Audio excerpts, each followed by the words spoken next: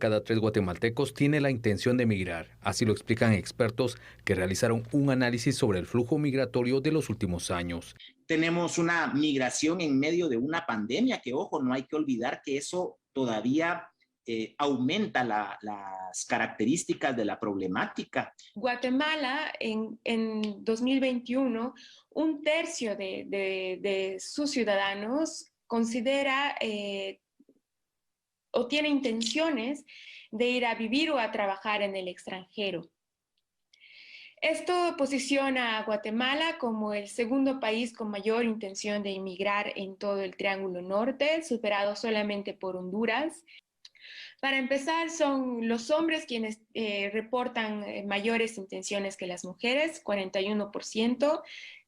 Otro factor que es importante y que ya lo anticipó Jair en su presentación es la edad, ya que son los más jóvenes en Guatemala quienes reportan mayores intenciones de ir a vivir o a trabajar al extranjero. En la mayoría de quienes reportan tener intenciones de emigrar, no tomaron acciones concretas en pos de concretar esta inmigración. El 28% de quienes dicen tener intenciones de emigrar no tomó ninguna medida, mientras que el 42% solamente se limitó a hablar con otras personas acerca de la posibilidad de irse. Se indica que el 64% de guatemaltecos migra por falta de oportunidades, 14% por tema educativo, 18% por otras razones. Asimismo, 2 de cada 5 guatemaltecos tienen amigos o familiares en Estados Unidos.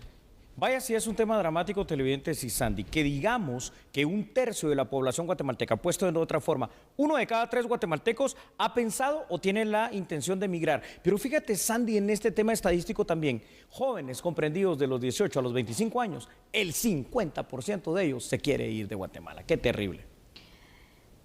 Complicado, Julio, porque la verdad es que antes de la pandemia las posibilidades y las oportunidades eran muy complicadas. Correcto.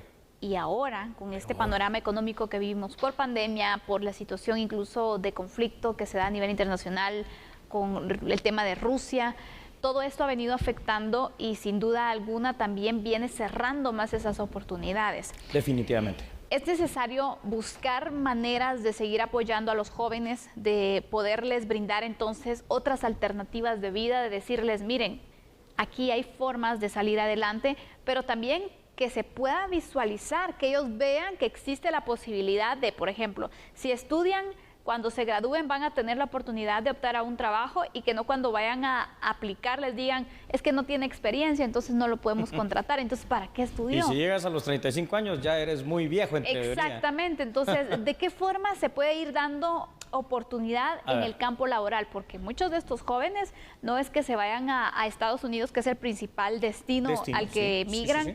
No es que se vayan allá a disfrutar, a pasear, van a trabajar.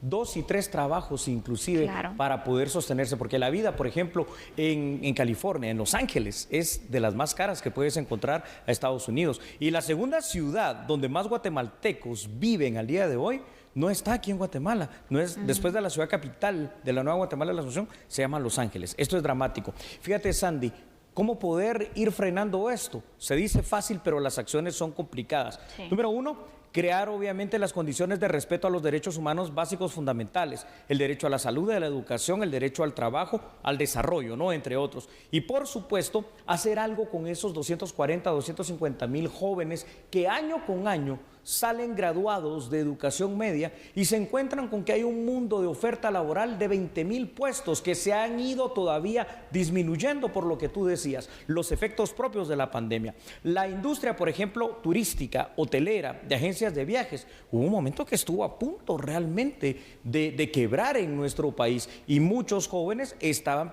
también inmersos dentro de ese tipo de trabajos de esta industria hotelera que les permitía estudiar, trabajar y profesionalizarse. Entonces, estamos muy mal.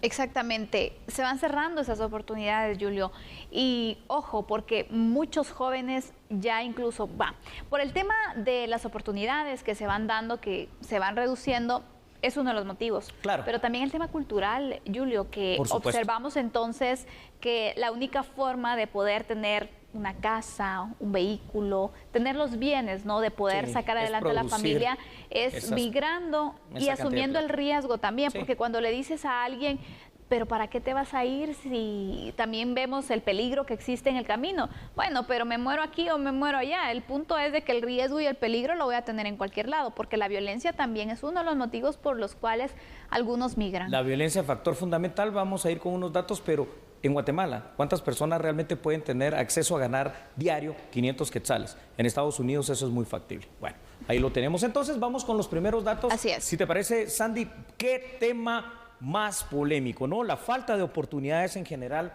para poder desarrollar una vida digna en nuestro país representa más del 60% del motivo de la migración principal y particularmente hacia Estados Unidos, hay que decirlo.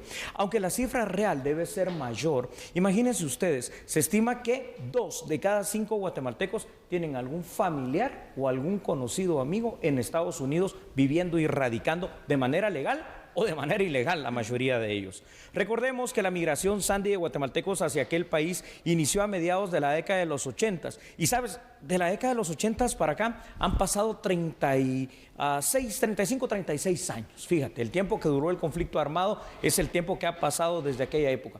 Y contrario a que la cantidad de migrantes se reduzca, cada año se aumenta. ¿Por qué? Porque todavía, a pesar de la guerra, se vivía y había más oportunidades en Guatemala en aquel momento que las que hay ahora. Qué triste. Difícil la situación, Julio. Sabemos que aquí el estudio que se hizo por parte de esta organización, de esta entidad, pues se hizo en un contexto también donde el título 42 todavía no estaba este tema. Ayer lo analizábamos también con los menores de edad. Sí. Imagínate, hay guatemaltecos de todas las edades que piensan en migrar. Muchos de ellos son jóvenes, sí, pero se dan los casos de la niñez también, donde los niños ni siquiera deciden si quieren viajar o no, sino que los padres buscan reunificarse, buscan entonces llevarse a sus hijos y también asumir el riesgo que eso representa. Entonces vemos aquí cómo de verdad la situación migratoria cada vez se complica en nuestro país, pero también en la región, Julio. Esto es parte de la región centroamericana y es parte de lo que está sucediendo en Latinoamérica. Si hacemos un examen muy rápido y muy franco de lo que está pasando en cuanto a cómo está el contexto social de Guatemala, es un país donde hay pobreza, es un país donde no está la cantidad de inversión para la creación de empleo, que es otro factor importante, y donde la inseguridad hace que, contrario censo, abrir más empresas día con día, sean más las que cierren porque son afectas a temas como la extorsión, entre otras cosas. Y además, Sandy, donde no se encuentra la seguridad de ninguna manera, ni en lo legal, ni tampoco en el tema de la seguridad pública. Vaya tema dramático y situación que estamos viviendo. ¿Vamos con más datos? Sí, con mucho gusto, Sandy. Vamos a verlos entonces ahí en pantalla. Ahí está. Y es que, de hecho, estimaciones, porque no existe un censo oficial, indican que al menos 3 millones de personas de origen guatemalteco viven en Estados Unidos. Sí, a cifras concretas de habitantes nos referimos, ya lo dijimos, la segunda ciudad donde radican más guatemaltecos es precisamente la ciudad de Los Ángeles en el estado de California. Tal como se ha indicado en otras ocasiones, en la medida, Sandy, la única forma de frenar este fenómeno migratorio, crear las condiciones de respeto a derechos humanos fundamentales. ¿Cuáles? Garantizar que cada guatemalteco cuando nazca goce de salud, goce de educación, de trabajo, oportunidades de desarrollo para poder brindar una vida decorosa a él y a su familia. Se necesita crear oportunidades, se necesitan crear programas. De hecho, ayer también entre las noticias que le dábamos a conocer estaba el programa de Mi Primer Empleo, que se ha implementado para los jóvenes que pues están buscando esa primera oportunidad de trabajo, porque si no se le da la oportunidad al joven que recién se ha graduado o que quiere entonces incorporarse al mercado laboral, hay alguien que tiene que darle esa confianza para que pueda empezar con la experiencia laboral, porque si no le damos la oportunidad, ¿cómo pedimos una experiencia que no se va a ir creando? Entonces, este tipo de programas se tiene que ir replicando, tienen que irse aumentando también para ir abarcando las distintas causas que provocan la migración. No solamente es de quedarnos con que estas son las causas que se dan, por esto es que está pasando esta situación, sino que qué solución le va a dar el país y qué respuesta le va a dar al cumplimiento de derechos de sus ciudadanos. Así es, Andy. Yo propongo una primera solución y esto tiene que ver con una política que es de Estado y debe serlo. La política de la juventud. Esa política de la juventud tiene que tener un eje, como creo que efectivamente lo tiene teóricamente, que es el eje de trabajo, desarrollo y todos los derechos que tiene un joven.